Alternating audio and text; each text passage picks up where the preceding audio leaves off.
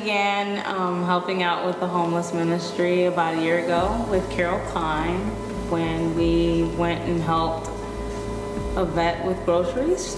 He was someone from another state and didn't really have many people to help him out. So we helped him out, and we would go down and help on Tuesdays with feeding the homeless. And we'd take clothes and food and everything down and make sure there was things provided for them. I enjoy it. I like doing it. When I have the time, I like going to help anybody, the homeless, and yeah.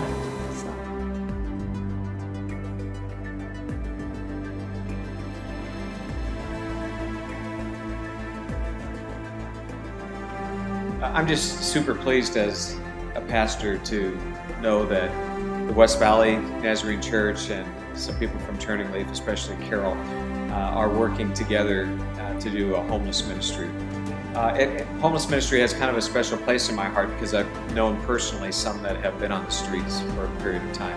What I really like about the ministry that the West Valley Church and Carol is developing is that they provide for them without any expectation of return. They don't go expecting that they're going to get off the streets tomorrow, or that they're going to be clean of drugs the next day, or that they're going to become model citizens. They just go there and meet their needs. They provide food for them, or sometimes it's blankets or backpacks or whatever it might be, shoes, clothes, and they just set it out there for them to go through and to take, and they're not asking for anything in return. But the thing that impressed me the most and really moved my heart was when I saw Carol just going from person to person and just hugging them, just saying, "I love you, Jesus loves you, we care about you." And it was just that way of embracing them and touching them and giving them some compassion and love that they needed. And she didn't have any fear of doing that. You know, sometimes we think of, well, what about diseases that could be passed on, or what about danger that you could be placing yourself in? She didn't worry about any of those things and just did what she felt Jesus would want her to do, just to embrace them, love them, care for them, and give them a bit of a meaningful existence, even for just a few minutes.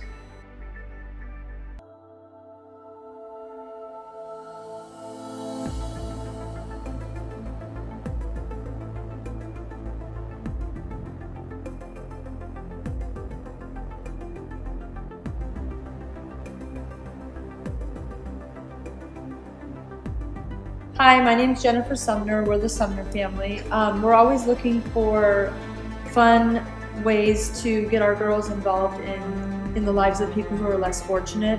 And what we found is it's hard. Haley's 14 and Tatum just turned 6, and there's not very many opportunities where we can all do it as a family, and that's what we like. But we heard that Carol feeds the homeless on Tuesday nights, and we wanted to get involved, and it was right near Christmas, and we usually have a Christmas angel family that we help provide a nice Christmas for, and we hadn't found that angel yet. It just so happened that we brought two gifts for 2 little boys, and we left them in the truck because we weren't sure how it was all going to work. It was our first time, and I saw a mom holding a little boy, and so I asked Carol if it would be okay if we brought the gifts out, and I gave it to her, and she was so gracious and she was so appreciative, and it was a simple little gift, but it made her, it's making me tear up, it made her son's day. We kind of hung out, we kind of watched her, we all talked as a family like maybe she could be our Christmas angel. So she had taken her son over to play on the playground, and I didn't know, for the first time in my life, I think I was at a loss for words. I didn't know what to say to her. So we just walked up. Haley walked up and kind of introduced herself, and I just said, "Can we talk to you for a minute?" And we found out her name is Mercedes. She has a 3-year-old little boy.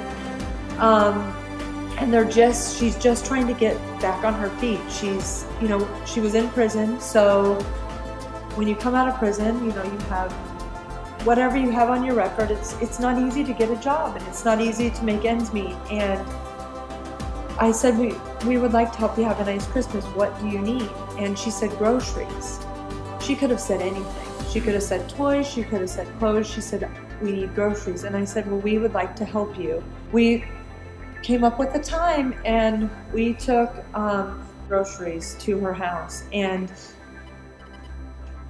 it really helped them. Haley was the one that noticed her cupboards are very, very bare, very, very bare, and it helped us. It helped the girls to see we're fortunate. We have meals every night. We are fortunate enough to go out to dinner, to get ice cream, and it just was it was neat for them to be able to have that experience of giving of ourselves, of our time, to help someone else have food on their table. We jumped right in. We helped dish out food, deliver plates. It was neat too because they were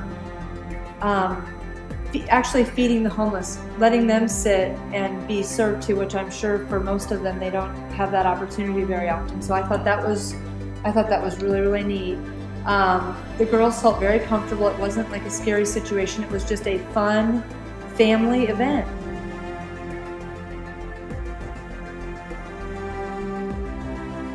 It has spiritually helped not only Karen and I and strengthened us as a Christian couple, but now we can see that it's, that Christ is working through us, through the church, and now Christ is working through our entire family.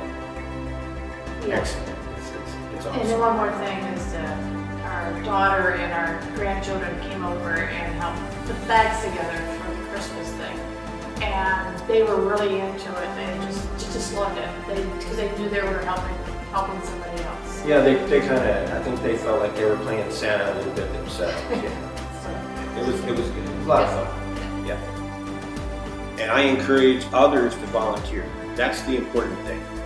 There's a lot of opportunity and a lot more opportunity for people to volunteer their time, their efforts, anything in the way of clothing. Lots of different things are needed. So we really appreciate all the help we can get.